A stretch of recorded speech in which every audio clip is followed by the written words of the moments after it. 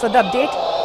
Yes Sharma గారు, మరి ఇంతకుముందు ఏదైతే ఉపవాసానికి సంబంధించి మాట్లాడుకోవడం జరిగింది, ఉపవాసంతో పాటు జాగరణ కూడా చేస్తూ ఉంటారు. ఈరోజు ఉపవాసానికి వచ్చేటికి మనకి మురా రాక్షసుడి గురించి ప్రత్యేకంగా వృత్తాంతం మనం చూస్తూ ఉంటాం. దాని గురించి చాలామంది తెలుసుండొచ్చు, కొంతమంది తెలియకుండొచ్చు. అసలు ఈ ఉపవాసానికి సంబంధించి వెనుకున్నటువంటి వృత్తాంతం ఏంటి, జాగరణ ఏ విధంగా చేయాలి? తప్పకుండా అండి. ఉపవాసము, వాసము అనంటే నివాసము, ఉప అంటే సమీపము. ఎవరికి దగ్గరలో ఆ రోజు ఉపవాసం ఉండాలి అనంటే భగవంతునికి దగ్గరలో ఉండాలి. అందరూ ఉపవాసము అనేటువంటి విషయం అన్న వెంటనే, ఆ పదం వచ్చిన వెంటనే వారు ఏదో భోజననీయం మాత్రమే దీంట్లో ఒక భాగమేమో అనేటువంటి విషయంగా అదే విధానంగా ఉంటున్నారే ఉపవాస రోజుల్లో. కానీ భగవత్ సేవ కానీ, భగవత్ అర్చనలు కానీ, నామస్మరణ కానీ అట్లాంటిది ఏదో తాత్కాలికంగా కొంతవరకు చేయడం కానీ లేకుంటే చెయ్యట్లేదు. ఓన్లీ నియమం ఏమిటి? ఉపవాసం అంటే ఆహార నియమము అనేటువంటి విధంగానే ఉంటున్నారు. ఆ ఆహారంలో కూడా వారు ఇష్టమైన పదార్థాలు భుజించడము, వారికి అన్నము పోదు కనుక టిఫిన్స్ అన్నీ తినడం. ఆ రోజు మాకు ఈరోజు ఉపవాసం అండి కనుక మేము ఈ విధమైనటువంటి పదార్థాలు భుజించాము. అసలు ఇదే అట్లాంటి పిండి వంటలు ఈ యొక్క పర్వదినాల్లో తినడము, ఉపవాసం రోజు తినడం పనికిరాదు.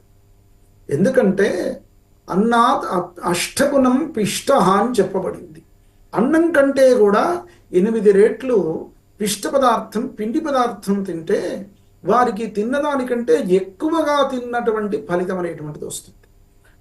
అన్నాదష్టగుణం పిష్ట, పిష్టాదష్టగుణం పయ అని. ఇక కొంతమంది పాలు తాగుతూ ఉంటాము. పాలు అత్యంత రజోగుణమైనటువంటి పదార్థాల్లో పాలు కూడా ఒకటి.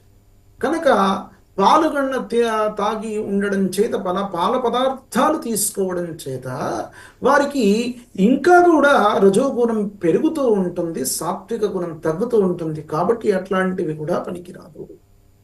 పయాదష్టగుణం దధిహి అని. దధి అనంటే పెరుగు, పెరుగుతో చేసిన పదార్థం తినొచ్చు అని ఆ భావనతో ఆ పదార్థం స్వీకరిస్తూ ఉంటారు. అట్లాంటివి కూడా పనికిరాదు. పయాదష్టగుణం దధిహి దద్యాదష్టగుణం ఘృతహాని. నెయ్యితో చేసినటువంటి పదార్థాలు, ఆయిల్తో, నూనె పదార్థాలు తినడం అనేటువంటిది ఎక్కువగా ఈ ఉపవాసం రోజు ఆచారంగా ఏర్పడినటువంటి స్థితులు కొన్ని ప్రాంతాల్లో ఉన్నాయి. ఏమాత్రం మీకు ఉపవాస ఫలితం అనేటువంటిది, ఆ ఆహార నియమం అనేటువంటిది లోపభూయిష్టమవుతుంది. ఇక ఆ ఘృతాదష్టగుణం మాసహ అని చెప్పబడింది. మాస పదార్థం అంటే మినుప పదార్థం. మినుప పదార్థంలో ఈరోజు ఏ టిఫిన్స్ కానీ ఏవి చూడండి, ఏమిటయ్యా తిన్నావు అని అంటే వారికి ఇడ్లీ దోశలు మిగతావే తప్ప మిగతావనేటువంటివి జ్ఞాపకం రావట్లే. కనుక ఆ పదార్థాలు, మినప పదార్థం అత్యంత రజోగుణమైనటువంటి పదార్థం. మనకు ఈరోజు భగవత్ ఆ యొక్క సేవ కోసము అత్యంత సాత్వికమైన పదార్థం స్వీకరించడం, ఇంకా కూడా నిర్జలంగా ఉండడం, నీళ్లు తాగకుండా ఉండడం అత్యంత ఉత్తమమైనటువంటి పద్ధతి. ఆ నీళ్లు తాగకుండా ఉండలేనటువంటి వారు నీళ్ళైనా తాగవచ్చు అని. లేదంటే కొంతమంది రోగగ్రస్తులు కానీ, చిన్నపిల్లలు కానీ, వృద్ధులు కానీ వారికి నియమాలు అనేటువంటివి అంత కఠినంగా ఉండవు. ఫలాలు తీసుకొని ఉండాల్సిన శరీరం అయినప్పుడు ఫలాలు తీసుకొని ఉండవచ్చు. ఇక ఫలము అనంటే మళ్ళీ ఆహారాలు అని ఆ టిఫిన్సే పెడుతున్నారు, పిండి పదార్థాలు. అట్లాంటివి కూడా ఫలాహారం అంటే ఫలాలే తినాలి. ఇక ఇట్లాంటివి కాకుండా వారికి చెప్పాను కదా, రోగగ్రస్తులైనప్పుడు వారికి కొన్ని ఆహారం కూడా మాత్రతో సమానమైనటువంటి రోగాలు కలిగిన వారు ఉంటారు. వారికి ఖచ్చితంగా సాత్వికమైన పదార్థం, వారి శరీరానికి తగ్గ మాదిరిగా రజోగుణం లేనటువంటి పదార్థం ఈ రోజుల్లో తీసుకోవడం మంచిది. కనుక భగవత్ సేవ కోసం ఆ నిరంతరం కూడా ఇందాక అన్నారు జాగరణ చేసేటువంటి స్థితి అని, అది ఎక్కడ కూడా మనకు మన యొక్క ప్రాంతాల్లో కాలగర్భంలో కలిసేటువంటి స్థితి అయిపోయింది. ఖచ్చితంగా 24 గంటలు ఆ రోజు మొత్తం కూడా భగవంతునితోటే ఉన్నటువంటి భావనగా భగవన్నామస్మరణ మాత్రమే చేస్తూ ఆ రోజును మొత్తం గడపాలి. ఉదయము అంటే మనకు ఉపవాస దీక్ష అనేటువంటిది కఠినంగా ఉండడం చేత ఏమవుతుంది, మనకు రాత్రి నిద్ర పట్టదయ్యా అని అంటాం. నిద్రపోతే ఆ రోజు ఉపవాస దీక్ష ఫలితం ఉండదు. గుర్తుపెట్టుకోవాల్సినటువంటి అంశం అందరూ. కనుక ఏం చెయ్యాలి, కడుపులో ఏం లేకుంటే కదా, మీరు ఏం లేకుంటే నిద్ర పట్టదు. కనుక కడుపులో ఏమీ ఉండకూడదు. భగవత్ సేవ కోసం, భగవంతునితో నివాసం కోసం, ఆయన మనకు మోక్షం కావాలి అని అంటే మనం ఉండాల్సినటువంటి నియమాల్లో ఖాళీ కడుపుతోటి ఉండాలి. సాత్వికమైనటువంటి ఆలోచనలు వస్తాయి, మనకు సాత్వికమైనటువంటి బుద్ధి వస్తుంది. భగవంతునితో మనము ఆ సమీపులుగా ఉండడానికి అవకాశం ఉండేటువంటి స్థితి. ఏ విధమైన ఆరాధన చెయ్యాలి, నాకు ఇది రాదు అది రాదు అనేటువంటి విషయంగా కూడా అనుకుంటారు. భక్తి భావనలు అనేక విధమైనటువంటి రకాలు, 9 భక్తులు, 9 విధపూరితమైనటువంటి భక్తులు ఉన్నాయి. శ్రవణం కీర్తనం విష్ణు, స్మరణం పాదసేవనం, అర్చనం వందనం, దాస్యం సఖ్యమాత్మ నివేదనం. శ్రవణం, స్వామివారి యొక్క కథలు, గాథలు, స్తోత్రాలు, అవన్నీ కూడా నామాలు వింటూ ఉండడం, అవే స్మరిస్తూ ఉండడం. శ్రవణం కీర్తనం విష్ణు, స్వామివారిని కీర్తిస్తూ ఉండడం. శ్రవణం కీర్తనం విష్ణు, స్మరణం, ఎప్పుడు స్వామివారిని స్మరించడం తప్ప మిగతామనేటువంటిది ఏదీ లేదయ్యా నాకు అనేటువంటి విధానంతో ఉండడం, అదొక విధానం. స్మరణం పాదసేవనం, స్వామివారి యొక్క పాదసేవ చేయడం, సేవ చేయడం. స్మరణం పాదసేవనం, అర్చనం, అర్చించడం, స్వామివారి అభిషేకాదులు, పూజలు అట్లాంటివన్నీ కూడా చేయడం. అర్చనం వందనం, ప్రతి వారిలో కూడా భగవతత్వాన్ని చూసుకుని ఆ యొక్క నిరాకార స్వరూపుడైనటువంటి వారు అందరిలో కూడా ఆత్మస్వరూపుడై ఉన్నాడు అనేటువంటి విధంగా ఉండడమే ఈ యొక్క ఉపవాస దీక్షలో కూడా ప్రప్రథమమైనటువంటి అంశం. కనుక స్మరణం, పాదసేవనం, అర్చనం, వందనం, దాస్యం, స్వామికి దాస్యత్వం అనేటువంటిది చేయడం, సేవ చేయడం. ఏదైనా దేవాలయానికి వెళ్తే నేను గొప్ప కనుక నాకు విఐపి దర్శనమైంది, విపిఐపి దర్శనమైంది అని అనుకుంటారు. అట్లాంటివి ఇవ్వడం పనికిరాదు. ఖచ్చితంగా లైన్లో నిలబడి వెళ్తేనే వారికి మంచి సత్ఫలితం అనేటువంటిది కలుగుతుంది. ఇక నేను దేవాలయ చైర్మన్ను, ఇక అధికారస్తుని నేను అనేటువంటి విధంగా వెళ్తూ ఉన్నటువంటి వారికి ఎక్కువ ఫలితమా, దేవాలయంలో సేవ చేసిన వారిక, అర్చకునిగా, మిగతా వారిక, ఎవరికి రయ్యానంటే అసలైతే స్వామివారి సేవలో భక్తి భావనలో ఉన్నటువంటి వారికి, ఎట్లాంటి నిర్మలమైనటువంటి మనస్సుతో స్వామికి సేవ చేసినటువంటి వారికి మాత్రమే ఆ సత్ఫలితం అనేటువంటిది కలుగుతుంది. కానీ చిన్నవారా అనేటువంటి స్థితి ఉండదు. ఈ విధమైనటువంటి మార్గాలతో స్వామివారి యొక్క సేవ చేయడం అనేటువంటిది అత్యంత మంచిది.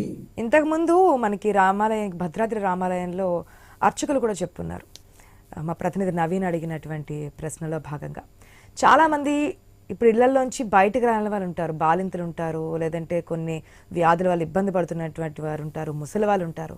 వాళ్ళ దేవుణ్ణి చూడాలి అని చెప్పి చాలా భక్తితో కోరుకుని ఉంటారు. అట్లాంటి వారికి ఇంట్లోనే వైకుంఠాన్ని ఏ విధంగా కొలుసుకోవాలి అనడానికి ఏదైనా వారికి మార్గం? ఖచ్చితంగా చాలా మంచి విషయాన్ని అడిగారు. గర్భిణీ స్త్రీలు కానీ, చాలా చిన్న పిల్లలు కానీ, ఇంకేదైనా వృద్ధులు కానీ, వారు పాపం ఆ మంచం మించే లేవనటువంటి వృద్ధులు ఉంటారు. వారు ఏం చెయ్యాలి అంటే భగవన్ నామస్మరణ అనేటువంటిది చేసుకోవాలి. కృతత్రేతాద్వాపర యుగాల్లో, కృతయుగంలో స్వామివారి యొక్క తపస్సు చేస్తేనే మనకు ముక్తి. అట్లాగే త్రేతాయుగం వచ్చేసరికి యజ్ఞయాగాదుల ద్వారా, ద్వాపర యుగం వచ్చేసరికి భజనల కీర్తనల ద్వారా, కలియుగం వచ్చేసరికి స్వామివారి యొక్క నామాన్ని పలకడం చేత తత్ఫలితం అనేటువంటిది కలుగుతుంది. భగవన్ నామస్మరణమే కోటి యజ్ఞాలు చేసినటువంటి ఫలితము, కోటి ఏకాదశులు చేసినటువంటి ఫలితము చాలా ఉత్తమమైనటువంటి మోక్షప్రదం. దానికంటే మించింది కలియుగంలో ఏదీ లేదయ్యా. నరసింహని దివ్య నామ మంత్రము చేత దురిత జాలము నెల్ల ద్రోలవచ్చు. నరసింహని దివ్య నామ మంత్రము చేత రిపు సంఘముల సంహరింపవచ్చు. నరసింహని దివ్య నామ మంత్రము చేత దండహస్తుని బంట్ల ధరుమవచ్చు. భరినని మహామంత్ర బలము చేత దివ్య వైకుంఠ పదవి, దివ్య వైకుంఠ పదవి సాధింపవచ్చు. భూషణ వికాస శ్రీధర్మపుర నివాస దుష్ట సంహార నరసింహ దురిత దూరా. స్వామివారి యొక్క నామస్మరణనే మనకు శ్రేయోదాయకం, మోక్షదాయకము. అంతకు మించింది వేరే లేదు. కలియుగంలో సకల వేదాలు చదివినటువంటి ఫలితం, శాస్త్రాలు చదివినటువంటి ఫలితం, సకల ఈ యొక్క సత్సపూరితమైనటువంటి ఏదైతే ఉందో ఇట్లాంటి పండుగలు చేసినటువంటి ఫలితాన్నిచ్చేటువంటి మోక్ష ప్రదాయిని ఏమిటయ్యా అనంటే స్వామివారి యొక్క నామస్మరణనే. అదే విషయాన్ని మనకు ఆ నరసింహ శతకంలో శేషప్ప మహాకవి చెప్పినటువంటి శ్లోకం తెలుగు పద్యమే ఇందాక చెప్పాను. ఇంకా కూడా చెప్పబడినటువంటిది గీతాచార్యుల వారు కూడా చెప్తూ ఉంటారు. అచ్యుతానంత గోవిందా నామోచ్చారణ భేషద నశ్యంతి సకల రోగా సత్యం సత్యం వదామ్యహం అనేటువంటి విషయంగా కూడా భగవన్నామస్మరణకు మించినటువంటి అంశం లేదు. కనుకనే ఖచ్చితంగా ఆ విష్ణు సహస్రనామాన్ని ఈరోజు పెట్టుకోండి. విష్ణవే నమః, ఓం వెంకటేశ్వరాయ నమః అనేటువంటి విధంగా అందరూ కూడా ఆ స్వామివారిని తలుచుకుంటూ ఉత్తర ద్వారంలోంచి స్వామివారి దర్శనం చేసుకున్నటువంటి విధానాన్ని మన మనసులోనే అనుకుంటూ మనం స్వామివారి యొక్క నామస్మరణ చేసుకోవడం చేత ఖచ్చితంగా ఈ యొక్క ఏకాదశి సత్ఫలితం అనేటువంటిది మనకు కలుగుతుంది. వెళ్ళి ఏదో భౌతికంగా మనం దర్శనం చేసుకున్నా, ఎప్పుడైతే ఆ రోజు ఏకాదశి దీక్షను స్వామివారి యొక్క నామస్మరణ వర్జితం చేసి ఉండడం చేత వారికి ఆ యొక్క ప్రాప్తి కాదు, ఆ పుణ్యం అనేటువంటిది లభించదు. కనుకనే ప్రతి వారు చేయాల్సినటువంటి అంశం అక్కడ దర్శనం చేసుకున్నటువంటి ఉత్తర ద్వార దర్శనం చేసుకున్నటువంటి వారైనా, లేదంటే ఇంట్లో చేసుకోలేనటువంటి స్థితిలో ఉన్నటువంటి వారైనా మీరు చేయాల్సినటువంటి అంశం ఏమిటయ్యా? అత్యంత సులభమైనటువంటి అంశము భగవన్నామ స్మరణ. దేవుని యొక్క నామాన్ని పలకండి, ఖచ్చితంగా మనకు మోక్షం అనేటువంటిది లభిస్తుంది. ఆ విధమైనటువంటి గాథలు మనకు ఎన్నో ఉన్నాయి. మన యొక్క పురాణంలో కూడా చెప్పినటువంటి అంశాలు సాక్షాత్ నారద మహర్షే ఆయనే తనే గొప్పనైనటువంటి భక్తునిగా విష్ణుమూర్తి యొక్క భక్తుల్లో మొట్టమొదట నేనే నిలుస్తాను అనుకుంటాడు. ఆ వైకుంఠనాథుడు అమ్మ వారికి పరీక్షగా పెట్టేటువంటి స్థితులు ఏమిటి అనంటే, ఆ వైకుంఠనాథుడు వారికి ఈ విధంగా నీవు మొట్టమొదటి భక్తుని కాదయ్యా, మొట్టమొదటి భక్తులు వేరే వారు కూడా ఉన్నారు. కనుక వారు ఎవరయ్యా అంటే ఒక రైతును చూపెట్టాడు, అత్యంత సామాన్యుణ్ణి చూపెట్టాడు. రోజు 3 వేళల ఆయన పడుకున్నా లేచినా ఆ స్వామివారి యొక్క నామస్మరణ చేసుకుంటూ గోవిందేతి సదా స్నానం, గోవిందేతి సదా జపం, గోవిందేతి సదా పానం, సదా గోవింద కీర్తనం అనేటువంటి విధంగా ఈ స్వామివారి యొక్క నామస్మరణ అత్యంత భక్తితో చేసుకుంటూ ఉన్నాడు. కనుకనే ఆయననే నీకంటే గొప్పనైనటువంటి భక్తుడు మొట్టమొదటి మోక్షం అనేటువంటిది నువ్వు ఎప్పుడు నారాయణ స్మరణ అనేటువంటిది నాలుక నుండే వస్తుంది, కానీ మనసులో నుండి రావట్లేదు అనేటువంటి విధంగా నీకు చెప్పారు. కనుకనే భగవన్నామ స్మరణకు మించినటువంటి అంశం ఈ యొక్క కలియుగంలో మనకు ఏదీ లేదు. స్వామి యొక్క నామస్మరణ చేసుకుని మోక్షాన్ని పొందుదాం. ఈ యొక్క ఏకాదశి సత్ఫలితాన్ని కూడా పొందుదాం. ఓకే శర్మ గారు, మనం సాధారణంగా వింటూ ఉంటాం విగత కంఠ యష్మత్ వైకుంఠ అని చెప్పి. దాని అర్థం పరమార్థం కూడా ఈరోజు మనం భక్తులకు వివరించే ప్రయత్నం చేద్దాం. ఒక్క నిమిషం గురువుగారు.